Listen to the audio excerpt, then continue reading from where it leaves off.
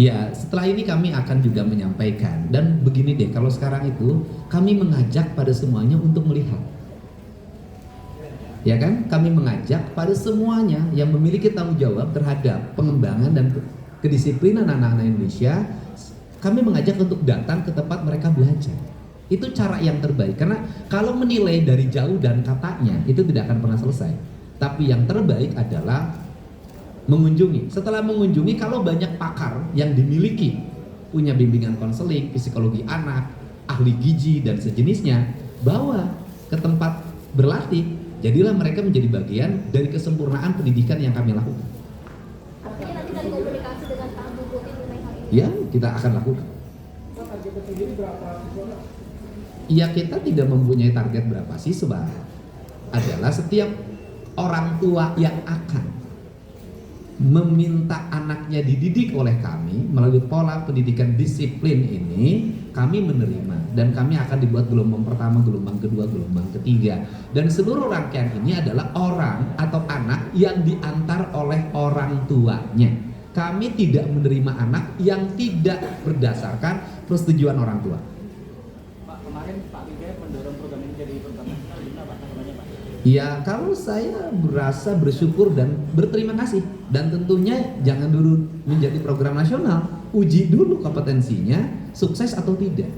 Dan kami juga sedang menyiapkan program turunannya. Setelah nanti dari komplek pelatihan militer ini, mereka nanti akan masuk ke sekolah khusus yang disiapkan di setiap kabupaten kota, yang mereka sekolahnya seperti anak-anak berbakat. Jadi mereka sekolah khusus sepak bola saya dulu punya, nanti mereka masuk dalam sebuah komplek barak, gurunya guru biasa, kepala sekolahnya kepala sekolah biasa, tetapi mereka itu nanti didampingi oleh tim peningkatan mentoring disiplin dari kalangan TNI. Pak, berapa lama Pak ini? Target yang sekarang 28 hari. 28 hari, setelah itu kenaikan kelas. Kan nanti bulan Juni kenaikan kelas. Kalau kenaikan kelas mereka kembali ke orang tuanya karena sudah waktunya libur.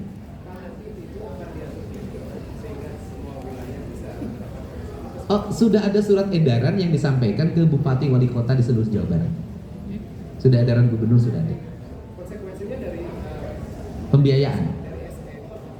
Gimana? konsekuensi dari surat edaran itu kalau misalnya tidak mengamankan. Ya, konsekuensinya kan gubernur punya piranti-piranti. Kita punya akses anggaran terhadap kabupaten kota yang kita miliki. Bisa diancam. Ya, kita bukan diancam ya. Kita kan begini, apakah bupati masih nyaman kalau di depan kantornya banyak orang bawa celurit? Kan nanti mereka yang merasakan. Gitu loh. Apakah bupati masih nyaman kalau setiap minggu ada yang masuk rumah sakit yang harus dibiayai karena ditusuk, karena dilempar pakai batu? Mungkin akan diperkuat dengan pergub. Setelah ini akan kuat kami dengan pergub. Iya. Soal kebijakan vasektomi juga menuai kritik. Tidak ada kebijakan vasektomi. Tidak ada. Tidak ada. Tidak ada. Tidak ada kebijakan itu, bisa dilihat di media sosial saya. Media sosial saya adalah pada penerima bantuan yang anaknya banyak diharapkan berkeluarga berencana. Dan berkeluarga berencana itu kalau bisa maupun laki-laki, dan tidak vasektomi saja, kan ada yang lain, ada pengaman.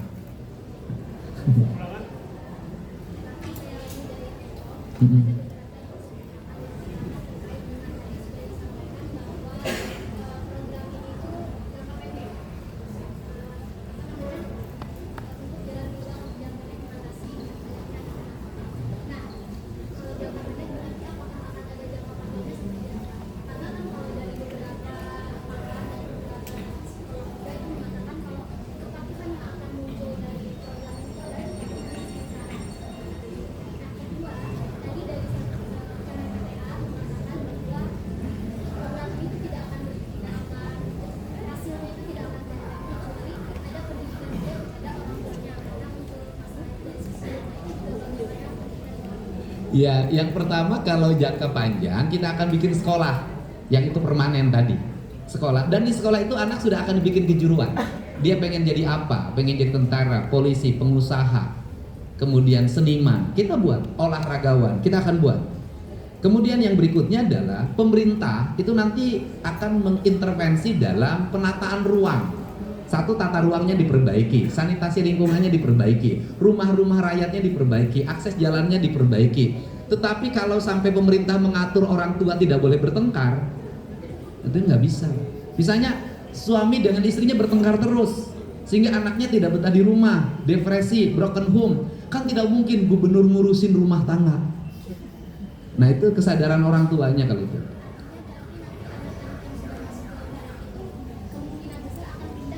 Sekolah, iya, dipindahkan ke sekolah yang sekolah itu diperuntukkan untuk minat dan bakat. Mekanismenya apakah itu laporan dari kepolisian karena itu anak-anak sekolah atau dilaporkan dari orang tuanya? Iya, begini, polisi kan menjaring dua. Yang pertama yang berproses berdasarkan hukum pidana anak, kan ada mekanismenya. Dan yang harus menjadi perhatian kita semua adalah di setiap kabupaten kota tidak ada lapas untuk penitipan anak. Rata-rata tinggal di kantor anak itu. Nah, ketika tinggal di kantor anak itu bagaimana? Kan ini harus ada solusi. Gitu. Itu yang pertama. Kemudian yang keduanya adalah yang terjaring oleh kepolisian tidak semuanya berproses pidana. Ada yang kemudian menjadi kompromi kedua belah pihak. Nah, ketika kompromi kedua belah pihak ini, polisi mengembalikan pada orang tua. Orang tuanya tidak sanggup lagi, ya biar orang tuanya yang meminta kami untuk melakukan pendidikan khusus. Iya, itu rata-rata anak yang dijaring di kami adalah setelah kepolisian tidak lagi menangani dari sisi aspek pidana anaknya. Pak, untuk pengawasannya sendiri dari Pemprov tuh menerapkan pengawasan dan juga mungkin secara rutin ke barak-barak itu. Setiap hari ada pejabat dinas pendidikan provinsi Jawa Barat yang piket di situ. Ada dokter di situ, ada psikolog di situ, ada guru ngaji di situ. Kalau ditemukan ada indikasi kekerasan gitu Pak, apakah akan dievaluasi atau diberhentikan program ini? Ya kalau ada indikasi kekerasan kami pasti melakukan langkah-langkah penanganan dan sampai hari ini tidak ada. Apakah kemudian mengikut andil untuk program pengajar? Siapa? Kementerian HAM? Oh, kami mengundang, nanti ada bimbingan untuk anak-anak agar memahami hak asasi manusia, mana hak dan mana kewajiban sebagai warga negara. Kami sudah meminta berkunjung Pak Menteri. Nanti kan ada Pak Kanwil akan menjadi mitra kami. Nanti ada pengajar dari Kanwil untuk mengajar tentang hak asasi manusia.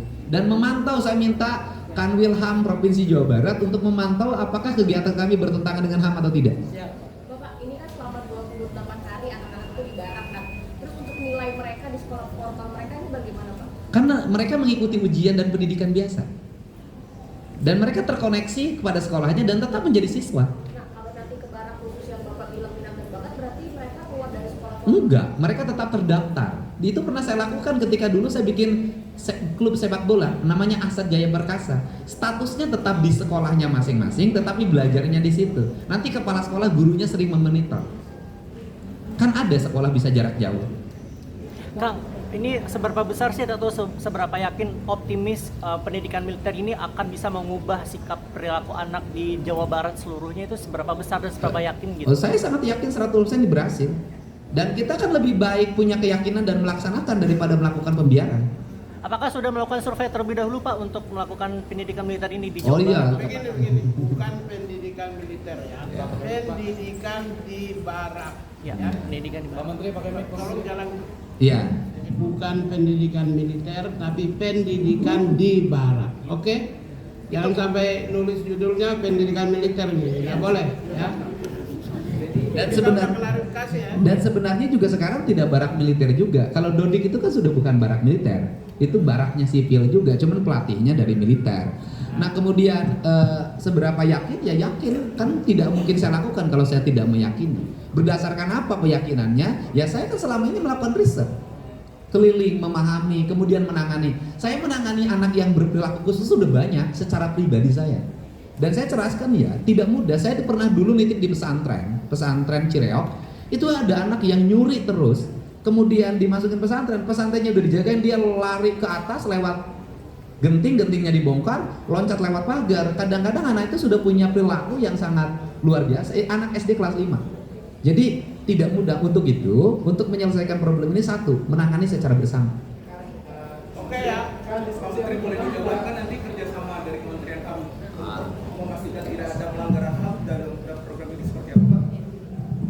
Gini, saya menemukan setelah saya pelajari, saya sudah larikan wil saya sudah sampaikan kepada saya. Kemudian dari eselon 1 sampaikan menginformasikan kepada saya. Saya akhirnya berkesimpulan begini. Pendidikan ini, pendidikan yang dicanangkan oleh Gubernur Jawa Barat ini, orientasinya adalah peningkatan kualitas sumber daya manusia. Kualitasnya apa? Satu, knowledge, pengetahuan. Yang kedua, peningkatan keterampilan. Yang ketiga adalah peningkatan mental, kualitas mental, produktivitas, disiplin, tanggung jawab. Kalau variabel-variabel ini seirama, senasib, sejiwa dengan hak asasi manusia. Ya, berarti nggak ada dong, tidak masuk ke wilayah-wilayah yang bertentangan dengan hak asasi manusia. Yang dikhawatirkan itu adalah yang kemarin saya bilang corporal punishment, seperti orang tua atau di sekolah mendidik anak cubit telinga, ya, pukul, mendisiplinkan anak yang berlangsung pada masa pendidikan ala masa lampau. Itu yang kita khawatir. Setelah kami cek ternyata tidak corporal punishment. Jadi ini tidak bertentangan sedikit pun. Gini, di dalam Undang-Undang Nomor 30 2003 Pasal 6 ayat 1 maupun juga berbagai instrumen HAM, itu pendidikan itu adalah hak warga negara sekaligus kewajiban warga negara. Sedangkan aspek lain itu kewajiban itu pemerintah. Kecuali kalau kewajiban rakyat itu bayar pajak. Tapi dalam konteks pendidikan itu hak warga negara dan kewajiban. Sesuai dengan undang-undang, ya, pendidikan nasional itu anak diwajibkan berpendidikan umur 7 sampai dengan 15 tahun. Diwajibkan. Kalau kewajiban berarti ya pemerintah bertanggung jawab dong. Ada regulasinya dong, ada otoritasnya dong. Karena itu tidak ada pelanggaran. Tidak ada bertentangan dengan HAM. Seirama, senasib, sejiwa dengan HAM. Siapa di dunia ini yang menolak pendidikan? Coba angkat tangan. Kalau ada yang menolak pendidikan, berarti belum membaca prinsip-prinsip dasar hak asasi manusia. Saya yakin tidak ada orang yang menolak pendidikan. Dan konten 99,9% dari pendidikan di Jawa Barat ini isinya adalah pendidikan. Ada formalnya dan ada non formalnya, juga ada informalnya di situ. Seirama dengan Undang-Undang Pendidikan Nasional, seirama dengan Undang-Undang Hak Asasi Manusia, seirama dengan instrumen hak asasi manusia, khususnya ekonomi, sosial dan budaya, pasal 13 dan 14. Jadi seirama. Karena itu saya menyampaikan sebagai Menteri HAM mengapresiasi pemerintah Jawa Barat yang sedang mempersiapkan SDM yang unggul pada masa yang akan datang. Kami sudah targetkan 2035 itu go global. Bagaimana kalau go global tapi mindset karakternya tidak humanis, karakternya tidak, disiplinnya tidak tinggi, mentalnya tidak bagus, tidak produktif, tidak tanggung jawab. Gimana kita mau go global? Gimana 2045 kita leading di dunia? Sesuai dengan Indonesia Emas, kita harus memimpin dunia kalau SDM-nya tidak unggul. Oleh karena itulah, hal baik yang sedang dimulai di Jawa Barat ini, menurut saya, kami ikut turut serta mendorong, ya, Siapa tahu kalau Jawa Barat sukses, maka sesuai kewenangan yang dimiliki oleh Kementerian HAM akan menyampaikan kepada Menteri Pendidikan Nasional untuk mengeluarkan peraturan supaya bisa jadikan model ini bisa dilaksanakan secara masif di seluruh Indonesia. Masif di seluruh Indonesia untuk ke depan. Ya, saya kira itu ya dari kita dan terima kasih. Wassalamualaikum warahmatullahi wabarakatuh.